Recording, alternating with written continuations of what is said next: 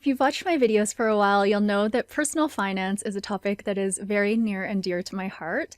I don't talk about it all the time because I know money is a very personal topic. I'm always happy to share what I do in my own life, so I have a handful of videos on finances, which I will link in a playlist down below. The main thing that I talk about in pretty much every video is tracking your finances, and I have been tracking my own finances for many years, since I was around 20 years old, and I am 45 now. Overall, I feel pretty good about my financial situation. I'm confident that I have enough, and by that I mean I don't have too much and I don't have too little. It's kind of like the just right amount of money for me. So why do a money reset? Well, there have been a lot of changes in my life over the past year since I did my last money reset, which was in November of 2022, so almost a year ago to the day. Last year at this time, I had 2 part-time jobs, and in March of this year, I left one of my part-time jobs, and I also reduced my workload at my other part-time job, which is the one I still have at the writing studio. So that definitely affected my active income. At around the same time, I rebalanced my portfolio and I chose some investments with higher distributions. So these are like dividends. So my passive income went up to offset my decreased active income. The other change is, of course, a change that affects most of us, if not all of us, and those are economic factors. So things like inflation, rising food prices that you see at the supermarket, the cost of living just generally going up over time. And there's also a lot of uncertainty and fear right now about the economy, and I'm definitely not immune to that. Even though I know my financial situation and I'm fairly certain I have enough, there are always things that crop up in my very human brain that worries about the future.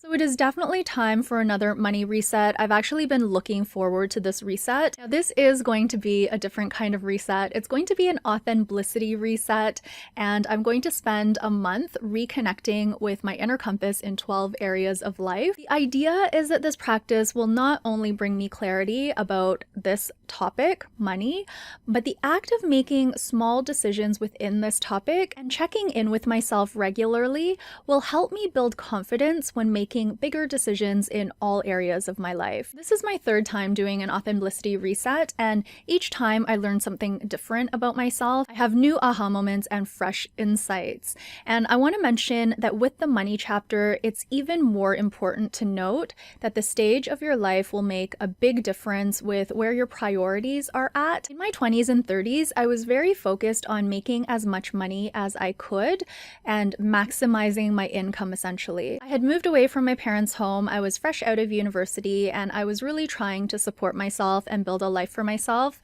So maximizing income was top of mind during this time, accumulating wealth and also buying the home that I'm in now. Now that I'm in my mid-40s, of course, money is still very important to me. I'm in the middle of my life now, so I know I need to have enough for the future. But the key difference for me at this stage of life is that I'm no longer trying to maximize my income to support an extravagant lifestyle, a lifestyle that was admittedly no longer bringing me joy. Instead, I pared back, and now my goal is to focus on having enough money to support my very simple and ordinary but also very happy life. That is the context of where I'm coming from and how I'm entering into this money reset. The beauty of an Authenblissity reset is that you're tuning into yourself, and it doesn't matter what other people are doing around you and what their priorities are. This reset is about recentering yourself and figuring out what is important to you,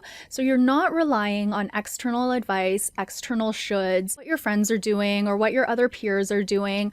You're focused on you and what is important to you. In the rest of this video, I'm going to talk about what you can expect if you want to join in on this money reset. All of the exercises and prompts for this reset are contained in my book. So if you don't have the book already, I will leave the link down below. If you can't afford the book, but you still want to participate, I offer a pay what you can option on my website for the PDF version of the book. This money reset can be whatever you want it to be about because you're listening to yourself. But we're going to look into questions like, what are my beliefs about money? Where did these beliefs even come from?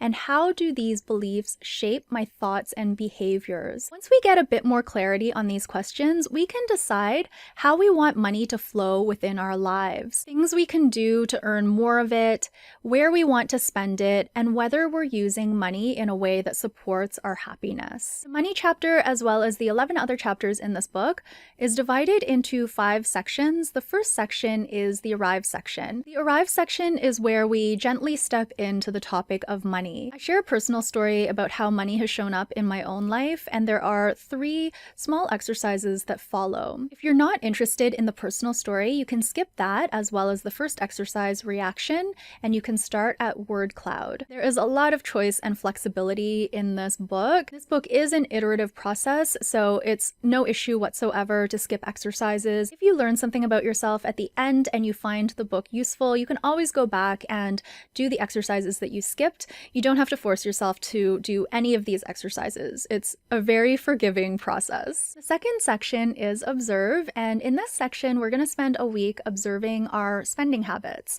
So we're going to look at where we spend our money, as well as the who, what, when, where, why, and how around our patterns of spending. So there are a bunch of questions in this section that you can reflect on during the day or at the end of the day. This is really intended for us to take an unattached and non-judgmental view of where we are spending our money. And of course, sometimes when we're observing ourselves, we modify our behavior. If that happens, that's totally okay.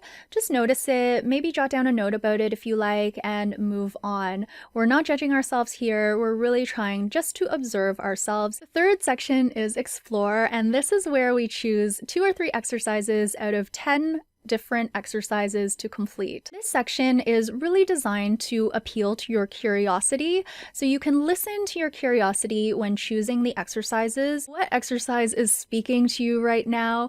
I already know when I get to this section, I am going to do recurrences because I know my subscriptions have crept up. I want to see what subscriptions are no longer providing value in my life, and then I can go ahead and cancel them so that they're no longer a drain on my cash flow. So I already know I really want to do that exercise, and when the time comes to pick 1 or 2 more, I will look through the list and see which one is jumping out at me. The connect section is the most challenging section because this is where we are really tuning into our beliefs about money, where they came from, and also how they affect our thoughts and behaviors. If you're ready to dive deep into your relationship with money, I would recommend doing all 5 exercises in this section in order. But if you're not ready to dive deep just yet, that is okay too.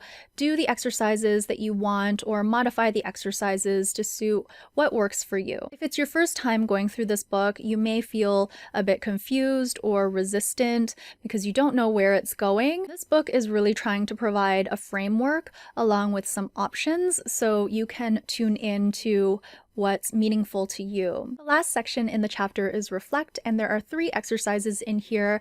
I really love this section because it allows me to go through my notes from earlier in the chapter and pull out all of the different aha moments that I had and things that I want to try. I think the exercises in the section are a lot of fun, and I always look forward to the reflect section, especially after having a more challenging time in the connect section. I want to reiterate that this book is really designed to be a lifelong companion. It's not a book that is trying to make you feel bad about yourself or that something is lacking in your life. I find that I feel that way after reading a lot of self-help books.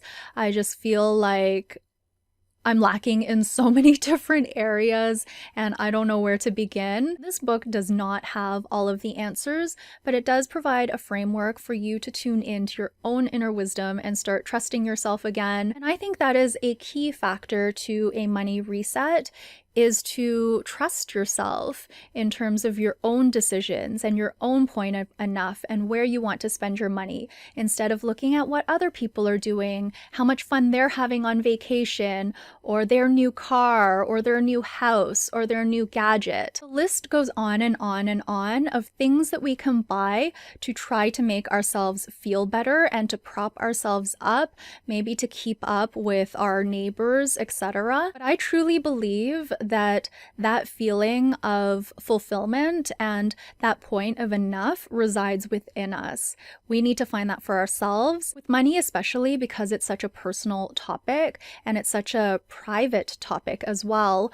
Looking outside and seeing what other people are doing, that doesn't present you with the full picture. So I really do believe that for money especially, tuning into ourselves and finding our own point of how much is enough and how much do I need to feel fulfilled and what I need to feel fulfilled is an extremely critical part of resetting our relationship with money and living a life that is filled with abundance. And that doesn't necessarily mean having tons of money. That is going to be it for this video. I am so excited for this money reset. I'll admit that this is not one of my favorite chapters in the book. I think the food chapter holds that title as my favorite, but this is a chapter that I really need right now. And for that reason, I'm very much looking forward to it. If you are planning to do a money reset, I'd love to hear from you down below. I'd also love to hear from you if you're someone who tracks your finances and how that helps in your life. This is something that I have found very valuable, but sometimes I find it hard to articulate the reasons why. So I'd love to hear from you about that. That is going to be it for today. Thank you all so much for watching. I'll be back a few weeks from now with my money reset recap to let you know everything that I learned about myself on this journey. Until then, please take care and bye for now.